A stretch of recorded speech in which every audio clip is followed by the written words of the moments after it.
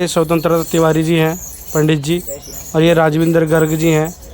ये स्वतंत्रता तिवारी जी, इनसे देश के बारे में क्या चल रहा है उस बारे में पता करेंगे। तो स्वतंत्रता तिवारी जी, आप पूछ सकते हैं। जी, आपके जो भी मन में हो आप अपनी विचारधारा रख सकते हैं हमारे सामने। किस विषय पे आप पूछना जिस विषय पे भी आपको, अगर देश के लिए, अभी आप कह रहे थे कि हम देश के लिए कुछ पूछना चाहते हैं, हमें अच्छा लगा पहली बात तो आपसे मिलकर। बाकी एक ऐसा भी कोई भी आपके मन में ऐसा प्रश्न है तो चलिए, जितना भी हमसे कोशिश बनेगा हम उसका उत्तर देंगे।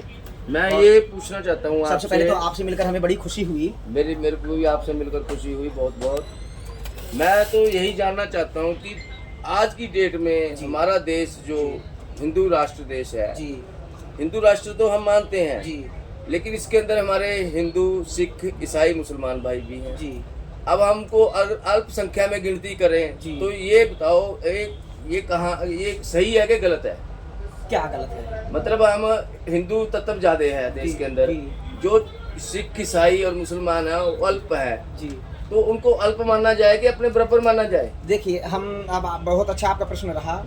हम तो पहली बात तो किसी को अपने से अलग नहीं मानते, क्योंकि सब एक से हैं। एक से ईश्वर एक थे, जब कुछ नहीं था तब राम थे, जब सब कुछ है तब राम है, जब कुछ नहीं भी रहना तब भी राम को ही रहना राम को है। ठीक है, सब एक से हैं, सब राम से हैं। हाँ। हम सबको अपना मानते हैं। ठीक है, लेकिन अगर बात ऐसी है कि सबके लिए एक एक देश है, हाँ, सबके लिए, हाँ, कि पाकिस्तान भी एक देश अपने लिए बोला गया, अपने लिए तो बोला एक हिंदू राष्ट्र भी होना जरूरी होता है। ठीक है। ये देखिए, एक घर पे आपकी बात से सहमत हूँ। जी, जी, तो हिंदू राष्ट्र होना चाहिए जी।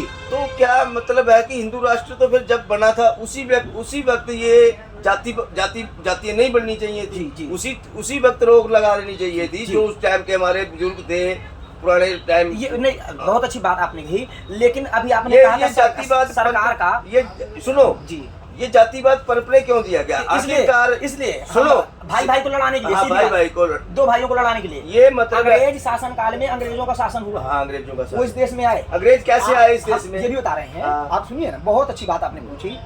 आज से आप 180 साल पहले का रिकॉर्ड उठाइए। हाँ, 180 साल पहले, 180 साल पहले अगर आपने इस देश में कुछ भी देखा होगा, कोई टीवी में, कोई न्यूज में, कोई धर्मीय ग्रंथ वीडियो देखा होगा, रामायण देखा होगा, महाभारत देखा होगा आपने, जो आदिकाल से आप और हम जानते हैं, जिसकी गवाही कोर्ट भी आज गीता की मानती है कि भले ही कोई झूठ बोलकर चलाए उसकी कसम खाकर। ये मैं एक सवाल ये पूछना चाह रहा हूँ कि अंग्रेजों ने हमारे देश में हुकूमत कैसे ली?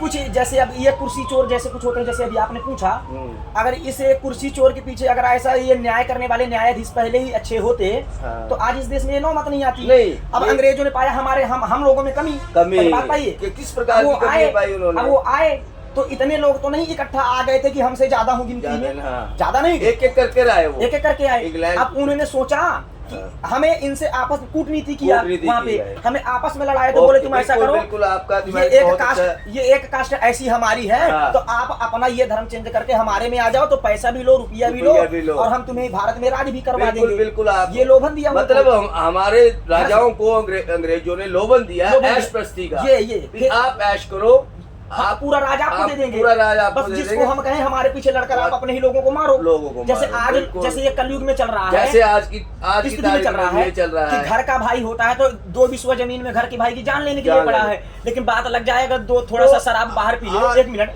अगर बाहर थोड़ा सा शराब पी ले तो बाहरी लोग से कह देगा भाई तू चिंता नहीं करना, मैं तेरे पीछे जान दे दूंगा, घर के भाई की जान लेने के लिए। आज